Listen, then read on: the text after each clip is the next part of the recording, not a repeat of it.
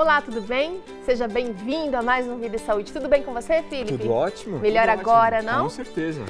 Felipe, a gente vai trazer muitas dicas, a gente vai trazer muitas informações. Durante toda essa semana a gente vai falar sobre saúde dos olhos. Saúde dos olhos. Todo mundo precisa se preocupar um pouquinho com essa área também. Com certeza, o que a gente vê é o que a gente vive. E aqui o Felipe também, ele ensina a gente a comer com os olhos, então os olhos têm que estar em boas condições. Com certeza. O que você vai fazer pra gente hoje? Hoje é uma receita bem comum, comum assim, no mundo lá fora. Pro nosso mundo aqui dentro, é uma receita nova, chamada bolo de xícara, que eu faço com maracujá e uma calda por cima. Uau. É um bolo delicioso, já já a gente vai provar. Delícia, olha só. Então eu já falei, durante essa semana a gente vai falar sobre a saúde dos olhos. Hoje nós vamos falar sobre prevenção de problemas bucais e tem muito mais. Tem especialistas aqui no Vida e Saúde e tudo isso a gente faz com muito carinho, com muito amor para que você melhore a qualidade da sua vida. Então fica esperto, anote as dicas que os especialistas vão passar e se você perdeu alguma coisa, pode entrar lá no blog novotempo.com/vida e saúde. Lá tem receita, tem artigo, tem programas inteiros que a gente já fez, tudo lá para você poder aproveitar de novo que a gente já passou aqui no Vida e Saúde. Felipe, daqui a pouquinho eu volto para você passar os ingredientes. Agora eu tenho o prazer de receber a doutora Lindalva Moraes. Tudo bem, doutora? Tudo bem, e você? Bem-vinda ao Vida e Saúde. Muito obrigada pelo convite. A doutora Lindalva, ela é oftalmologista e vai estar aqui com a gente durante toda essa semana falando sobre a saúde dos olhos. Doutora, hoje a gente vai falar especificamente sobre o cuidado que a gente precisa ter com esse órgão que é tão importante e que normalmente a gente dá mesmo valor quando a gente percebe que tem algum probleminha acontecendo. Exato. Fala pra gente, quais são os cuidados básicos que nós precisamos ter diariamente com os nossos olhos? Precisamos evitar acidentes, procurar evitá-los, né? Principalmente em casa, com crianças, evitando que as crianças brinquem na cozinha, cuidado com as panelas, o cabo da panela fora do fogão, produtos de limpeza devem ficar sempre mais altos, né? Evitar guardá-los na pia, da mesma forma medicamentos, evitar com que as crianças brinquem com objetos, com brinquedos pontiagudos, brinquedos que possam quebrar, que ofereçam riscos. Esse já seria o primeiro cuidado com relação à prevenção de acidentes. Tá. Outra coisa, boa saúde e alimentação saudável são importantes, né? Para se manter o corpo todo e também uma boa visão. E com relação ao mito, né, que existe, eu preciso pingar um colírio para clarear os olhos, meu olho irrita na poluição, isso não deve ser feito a menos que tenha sido prescrito por um oftalmologista.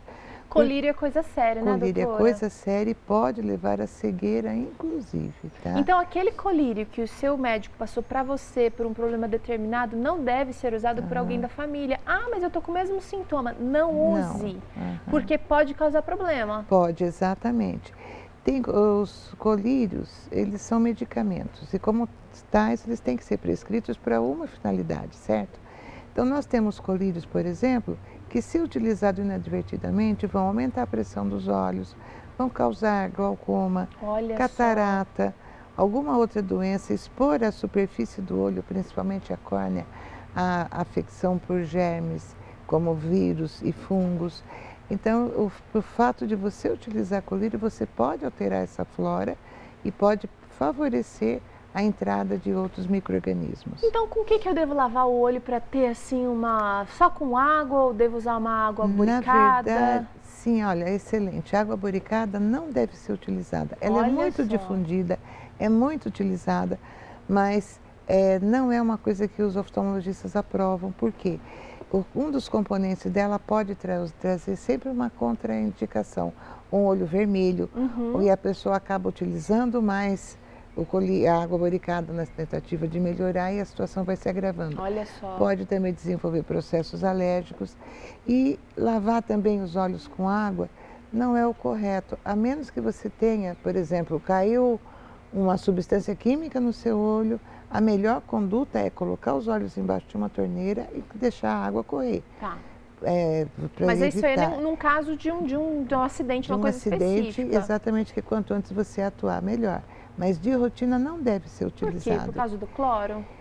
Olha, o cloro, você pode, no caso de frequência em piscina, até a gente se pede, né, que você tem olho irritado, não frequente em piscina, você tem, e a bactéria, a água também tem uma bactéria que quando ela em contato com o olho, se houver uma pequena erosão de superfície, ela pode levar à perda total. Olha. Inclusive são situações que a gente pede que não utilize. Outra coisa é soro fisiológico. O soro fisiológico houve há muitos anos atrás a prática, né, de se enxaguar a lente de contato com soro fisiológico após a utilização do produto. Mas hoje não, hoje o sistema de limpeza para lente de contato é muito simples, o chamado sistema multiuso. Então você tem uma solução que limpa, enxágua, então você não tem necessidade de utilizar o soro fisiológico, até porque a contaminação dele é muito rápida e ele é para uso imediato. Agora a senhora está passando aqui uma série então de mitos, o soro fisiológico, a água boricada, a própria água, não são os melhores indicativos para você, os melhores produtos indicados para você fazer então higiene dos olhos, cuidado dos olhos. O que é para ser feito então, doutora? Na verdade, é o dia a dia, né? Observar uma alimentação saudável, havendo olho vermelho, não há por que se ir atrás de um colírio para colocar. O certo é fazer uma consulta, ver se esse olho vermelho pode ser por um trauma, um corpo estranho, que aí já levaria a dor, inclusive, um processo alérgico, um processo inflamatório, um processo ambiental, um olho seco. Mas, na verdade, só o oftalmologista conseguiria fazer realmente a correta indicação do tratamento. Tá certo.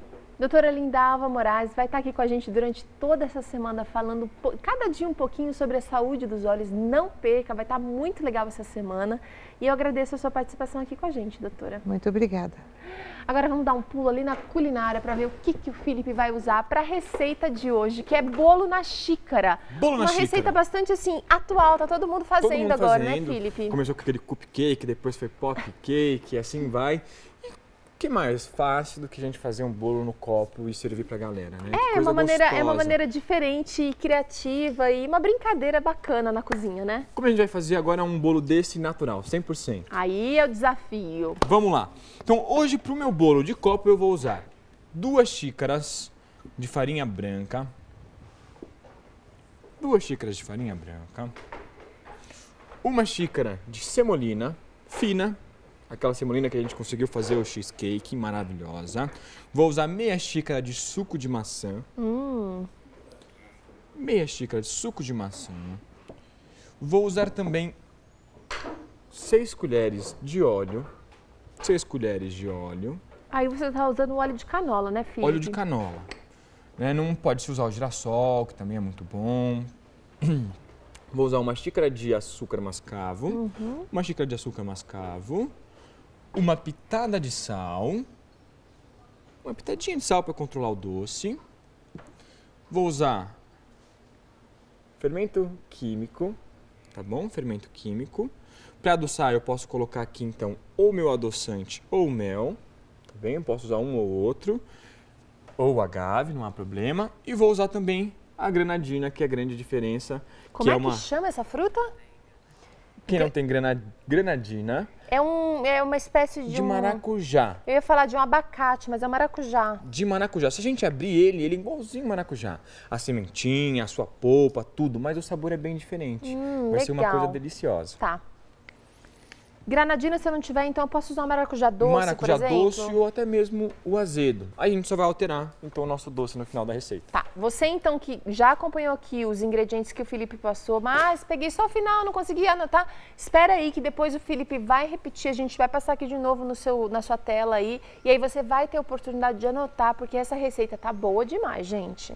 Agora é hora de prevenção de problemas bucais. E a gente já recebe um convidado aqui que já esteve no Vida e Saúde. Tudo bem, doutor? Doutor Marcelo Baroni, ele é dentista e vai falar pra gente sobre a prevenção, então, dos problemas bucais, que são bastante comuns. Eu acho que existem mais do que a gente pode imaginar, porque normalmente as pessoas passam por problemas e acabam não dando atenção devida para eles, né, doutor? Verdade, com certeza. Pode ser desde uma simples cárie como um câncer bucal, uma coisa bem mais séria. Que se você consegue detectar o problema ou consegue prevenir, é muito melhor do que depois fazer o tratamento, né? Com certeza. E hoje já temos exames que são realizados em consultório mesmo, que são capazes de detectar a doença em estágio bem inicial. E se fazendo esse exame com uma certa frequência, a gente aconselha por volta de 6 meses, mais ou menos, a pessoa tem a possibilidade de nunca desenvolver algo sério, porque ela vai estar sempre assistida pelo profissional. Você tocou num assunto interessante, que é a frequência de visita ao dentista. Sim. Normalmente uma pessoa com boca saudável, mas eu não tenho tendência para cárie, quase não consumo muito açúcar, e toda vez que eu vou, o dentista fala que minha boca está ok. Mesmo assim, esse indivíduo deve ir de 6 em 6 meses ao dentista? Deve sim. A cada 6 meses é um período considerado bom, porque não dá tempo de algo mais sério se desenvolver. Apesar da pessoa não ter uma susceptibilidade à cárie, a doenças periodontais, pode aparecer algum problema mais sério que deve ser detectado com antecedência. Que precisa. Exato. Bom, eu acho que visita ao dentista sempre causa aquele arrepio. Quem já teve que fazer um tratamento, uma obturação, que passou por uma dorzinha, já sempre fica com aquele receio de ir ao dentista. Doutor, existem muitas técnicas, existem muitos tipos de profissionais. E eu queria saber, assim, quais são os problemas mais comuns que acontecem com todo mundo? Olha, devido ao desconhecimento de higiene bucal, correria do dia a dia, acaba sendo principalmente cárie e doenças periodontais. Gengiva? Exatamente, problemas na gengiva, que se inicia com a que a gente chama de gengivite, que é o estágio mais inicial da doença. A gengivite ela é provocada por depósitos alimentares que não são removidos, e acaba formando-se uma placa bacteriana naquela região, e as toxinas dessas bactérias vão provocar inchaço, sangramento, aquela gengiva vermelhinha, aquela que você dá uma reladinha, ela já sangra, já é um alerta de que algo errado está acontecendo. E isso pode evoluir para quê, doutor? Isso daí, se a gente não resolve precocemente, primeiro, a gengivite ela é totalmente curável, ela é reversível, tá? Agora sim, quando essa inflamação ela permanece por um tempo maior, já começa a haver destruição do tecido em torno do dente. Por isso que já passa a se chamar de periodontite. É uma inflamação nos tecidos ao redor do dente, que seriam gengivas, ligamentos periodontais e o osso alveolar que envolve o dente também. Olha só, então a coisa pode ficar feia assim se você não cuidar no começo. Uhum. Quais são os cuidados básicos? O que a gente pode fazer para prevenir essas doenças? A gente sabe que precisa escovar o dente depois de cada refeição, mas de que jeito isso precisa ser feito, doutor? Então, a higiene bucal ela é principalmente feita de forma mecânica. Então, é a fricção de instrumentos que nós temos, que seria a escova e o fio dental na superfície do dente, que vai remover essa placa bacteriana. Muita gente fala em enxaguante bucal, é uma coisa que em determinadas circunstâncias ele pode ser utilizado. Mas tem pouca importância no dia a dia em relação à remoção mecânica da placa. Da escovação. Da escovação e do fio dental. E o fio dental, tem gente que considera o uso do fio dental uma coisa secundária, mas eu já ouvi dizer que ele é tão importante quanto escovar o dente. Tão importante quanto um complementa o outro. O fio dental alcança regiões que a escova não alcança. E muita gente usa só o fio dental quando sente que tem algum alimento preso entre os dentes. E isso daí é um erro pensar que a função do fio dental é essa. Na verdade, ele remove a placa bacteriana da região interdental. Entre os dentes. Exato. E também num espaço que existe, que muita gente desconhece, que é o sulco gengival. O que é o sulco gengival? É um espaço que existe entre o dente e a gengiva, que normalmente tem cerca de 2 milímetros de profundidade.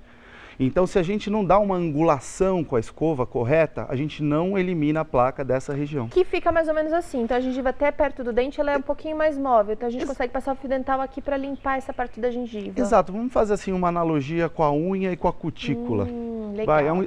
Nós olhamos aqui para a nossa unha, nós vemos que tem um espacinho onde a cutícula adere. O sulco gengival é uma coisa parecida. Se a gente pegar a escova e angular a 45 graus, as cerdas vão entrar nesse sulco e vão eliminar os resíduos alimentares e a placa bacteriana, prevenindo doenças periodontais e cáries.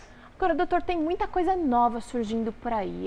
Você fala de um check-up que dá para ser feito, que dá para se descobrir coisas que os mais antigos diriam, está prevendo problemas lá na frente. Exato. Como é que funciona isso, doutor? Então, o check-up preventivo digital é um novo exame que eu considero de grande importância, inclusive para mudar o conceito de ir ao dentista. Muita gente deixa criar um círculo vicioso. tem medo de ir ao dentista porque um dia, ou ela já soube que a mãe ou o pai foram no dentista e tiveram um problema sério e sofreram. Com o check-up preventivo digital, a pessoa nunca vai chegar nesse estágio de avanço da doença. Porque ela indo a cada 6 meses, trata-se de uma câmera fotográfica intraoral. A gente consegue tirar foto das regiões mais posteriores da boca. Ela faz seja uma macrofotografia? Exato. Ela amplia os problemas? Nós aumentamos em até 60 vezes o tamanho do problema. Então, uma mini cárie, uma pequena formação de tártaro, que é o que provoca... Qualquer desconfiança, você pode checar ela mais a fundo. Exato, exato. E com isso, o tratamento fica muito mais tranquilo. Fazer uma profilaxia é muito mais tranquilo do que você ter que, por exemplo, já ter que fazer grandes raspagens de tártaro em regiões subgengivais, que já exige anestesia. Então, vamos supor que uma criança que começa cedo a ir ao dentista, já com essa odontologia moderna, ela nunca vai saber, nunca vai passar por uma situação desagradável no dentista, porque a boquinha dela vai estar lá a cada 6 meses, fotografada, as fotos ficam todas armazenadas lá no nosso banco de dados e depois de 6 meses novas fotos são tiradas e comparadas com as primeiras. Se algo aparece, o problema pode ser tratado da forma precoce, de uma forma muito mais simples, barata, né, e indolor. E um espaço-tempo de curto que você vai passar no dentista também. Com certeza. Doutor, olha, muito legal. Só uma coisinha bacana que eu acho que você disse é o seguinte, existem muitas técnicas e eu acho que uma experiência negativa não significa que você vai ter todas as outras pela frente negativas. Exato. Então, se você foi em algum dentista e teve uma experiência ruim, procura um outro profissional. As técnicas estão mudando, a tecnologia está ajudando muito. Exatamente. Então, o interessante não é você porque você teve uma experiência ruim, porque você passou dor ou você teve um profissional, porque existem profissionais e profissionais. A gente tem que procurar o que melhora, que a gente se relaciona melhor, sim, né? Claro. E aí o importante é deixar a saúde bucal em ordem, é fundamental, porque a saúde bucal pode afetar também a saúde do corpo todo. Exato, bactérias de um abscesso, por exemplo, elas podem percorrer a corrente sanguínea e se alojar no coração. O problema é muito maior. Provocar um problema bem sério que se chama endocardite bacteriana. Olha só. Pode ter até risco de vida. Olha só. O doutor Marcelo vai estar aqui com a gente durante essa semana. Por enquanto, muito obrigada. Que Deus abençoe você. É um prazer. Viu? Obrigado, amém. Vamos para um rápido intervalo. Na volta, você confere aqui receita culinária de hoje, bolo na xícara. Não sai daí não que a gente já volta.